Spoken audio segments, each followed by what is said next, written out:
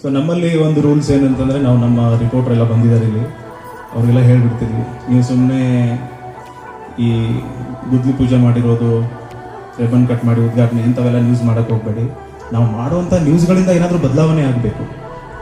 ಆಮೇಲೆ ಎಲ್ರಿಗೂ ಗೊತ್ತಿರೋ ಹಾಗೆ ಪತ್ರಿಕೋದ್ಯಮ ಮಾಧ್ಯಮ ಅನ್ನೋದನ್ನು ಎಲ್ಲರೂ ಹೆಂಗೆ ಉಪಯೋಗ ಮಾಡ್ತಿದ್ದಾರೆ ಅಂತಂದರೆ, ಇದು ಸ್ವಲ್ಪ ಕಹಿ ಆದರೂ ಕೂಡ ಪರವಾಗಿಲ್ಲ. ಯಾಕಂದರೆ ರಾಜ್ಯಾಧ್ಯಕ್ಷರಿದ್ದಾರೆ ಪತ್ರಿಕಾ ರಂಗದಲ್ಲಿ, ಅವರಿಗೆ ಬಹಳಷ್ಟು ಅನುಭವ ಇರುವಂಥದ್ದು ನಮಗಿರೋದಿಲ್ಲ. ಆದರೆ ನಮಗನ್ಸಿರೋದನ್ನು ಒಂದೆರಡು ಮಾತುಗಳನ್ನು ನಾನು ಹೇಳಲೇಬೇಕಾಗತ್ತೆ. ಇದು ಕಹಿ ಅನಿಸಿದ್ರು ಪರವಾಗಿಲ್ಲ, ಪತ್ರಿಕೆ ಮಾಧ್ಯಮ ಅನ್ನೋದನ್ನ ಒಂದು ಬಿಸ್ನೆಸ್ ಮಾಡ್ಕೊಂಡ್ಬಿಟ್ಟಿದ್ದಾರೆ. ಯಾರಿಗಾದ್ರೂ ಭಯ ಬೀಳಿಸೋದು ಇತ್ತೀಚೆಗೆ ನಡೆದಿದೆ.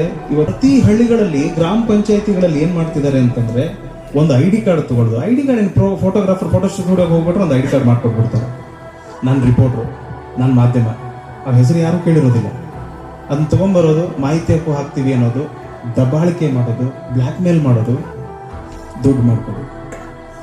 ಇಷ್ಟು ಬಿಟ್ರೆ ಇನ್ನೇನು ಉಳಿದೇ ಇಲ್ಲ ಪತ್ರಿಕೆ ಮಾಧ್ಯಮ ಅಂತಂದ್ಬಿಟ್ರೆ. ಎಷ್ಟು ಚೀಪ್ ಅನ್ಸ್ಬಿಟ್ಟಿದೆ ಅಂತಂದ್ರೆ, ಇವರು ನಿಜವಾಗಿ ಇರುವಂತಹ ಪತ್ರಿಕೋದ್ಯಮದಲ್ಲಿ ಕೆಲಸ ಮಾಡುವಂತಹ ಪ್ರಾಮಾಣಿಕವಾಗಿರುವಂತಹ ವ್ಯಕ್ತಿಗಳ ಒಂದು ಕೆಲಸಕ್ಕೂ ಕೂಡ ಈ ಬ್ಲ್ಯಾಕ್ ಮಾರ್ಕ್ ಅಂದ್ರೆ ಆ ದೃಷ್ಟಿಯಿಂದ ನೋಡೋ ತರ ಆಗ್ಬಿಟ್ಟಿದೆ.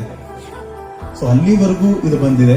ಹಾಗಾಗಿ ನಾವು ನಮ್ಮ ರಿಪೋರ್ಟರ್ಗೆ ಸ್ಟ್ರಿಕ್ಟ್ ಆಗಿ ಹೇಳೋದೇನಂತಂದ್ರೆ, ನಾವು ಅದನ್ನೇ ಹೇಳಿನೇ ಅವ್ರ ಜೊತೆ ಅಗ್ರಿಮೆಂಟ್ ಮಾಡಿಕೊಂಡು ಅವ್ರಿಗೆ ಅಪಾಯಿಂಟ್ಮೆಂಟ್ ಲೆಟರ್ ಕೊಟ್ಬಿಡ್ತೀವಿ. ನೀವು ನೋಡಿ, ಯಾವುದೇ ಕಾರಣಕ್ಕೂ ಪಂಚಾಯತಿಗೆ ಹೋಗಿ ಕೆಲಸ ಮಾಡಿಲ್ವಾ ಮಾಡಿ ಅಂತೇಳಿ ದುಡ್ಡು ಕೇಳಬೇಡಿ.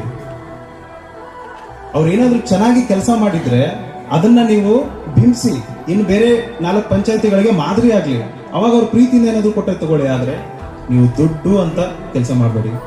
ಸೊ ಅಲ್ಲಿಂದ ಶುರುವಾಗಿರೋ ಒಂದು ಜರ್ನಿ ನಮ್ದು.